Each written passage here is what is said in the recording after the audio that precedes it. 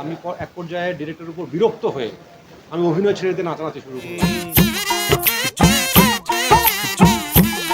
আমাদের বাংলাদেশের চলচ্চিত্র, বাংলা চলচ্চিত্রর যে ন্যারেটিভটা আমরা তৈরি করতে চাই, মানে আমাদের নিজস্ব যে ধারাটা তৈরি করতে চাই, সেই মানে একেবারে বাংলাদেশি গল্প, বাংলাদেশি চলচ্চিত্র, নয়া মানুষ, সেই জায়গা থেকে এবং আমার অভিনীত চরিত্র, নয়া মানুষ চরিত্রে অভিনয় করেছি। তো সব জায়গা থেকে মানে সব কিছু মিলিয়েই আমার কাছে মনে হয়েছে যে এই চলচ্চিত্রে একটি অনেক বড় সম্ভাবনা আছে দর্শকের জন্য।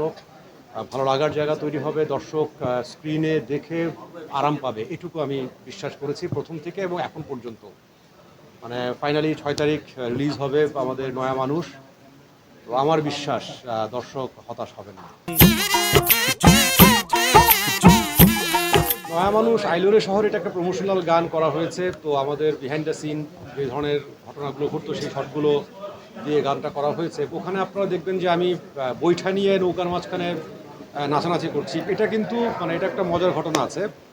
আমাকে মাঝ নদীতে ছেড়ে দেওয়া হয়েছে নৌকা দিয়ে, ড্রোন দিয়ে শট নেওয়া হচ্ছে এবং একটা গোপ্রো দিয়ে 1 কিলোমিটারের মধ্যে কেউ নেই, আমি একা।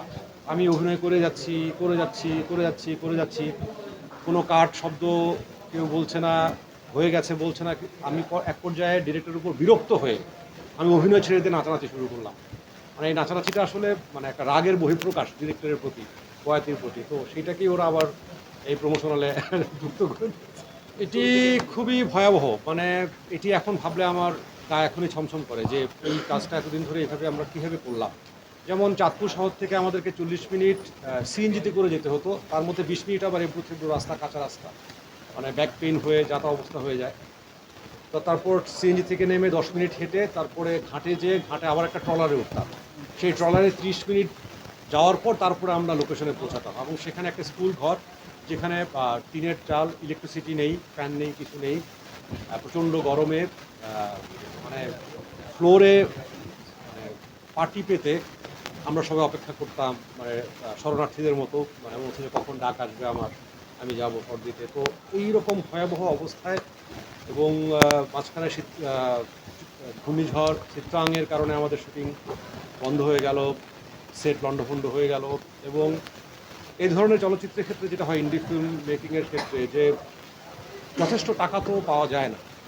মানে বয়াতি ও একটা উন্মাদ ছেলে, বদ্ধ উন্মাদ, মানে সিনেমা ছাড়া ও আর কিছুই বোঝে না, মানে জানে না। ও সিনেমা খায়, সিনেমা ঘুমায়, স্বপ্ন দেখে, সবই সিনেমা সিনেমা সিনেমা ছাড়া কিছুই বোঝে না। মানে এই উন্মাদনার কারণেই আসলে এই পর্যন্ত আসতে পেরেছে ছবিটা। মানে ওর কাছ থেকে টাকা নিয়ে, এর কাছ থেকে টাকা নিয়ে, ধার করে, কর্জ করে, এরকম করে নানান রকম প্রতিকূলতা পেরিয়ে মানে বাংলাদেশের কনটেক্সটে আসলে মাঝে মাঝে মনে হয় আমার যে সিনেমা করা বোধহয় পাপ। হ্যাঁ, তো সেই জায়গা থেকে মানে আসলেই যে প্রতিকূল পরিস্থিতিতে একজন ফিল্ম মেকার বা আমরা যারা অভিনয় করি বা টেকনিশিয়ানরা যারা আছে কাজ করি, তো এটি একটা বিশাল যুদ্ধ ছিল এবং সেই যুদ্ধের শেষে এসে 6 তারিখ আমরা নয়া মানুষ মুক্তি পাবে। তো সেই জায়গা থেকে আমি ভীষণ কী বলবো, উদ্বেলিত, খুবই inspired. Double million offer Walton fridge কিনে পেতে পারেন 20 লক্ষ টাকা, রয়েছে কোটি কোটি টাকার নিশ্চিত উপহার।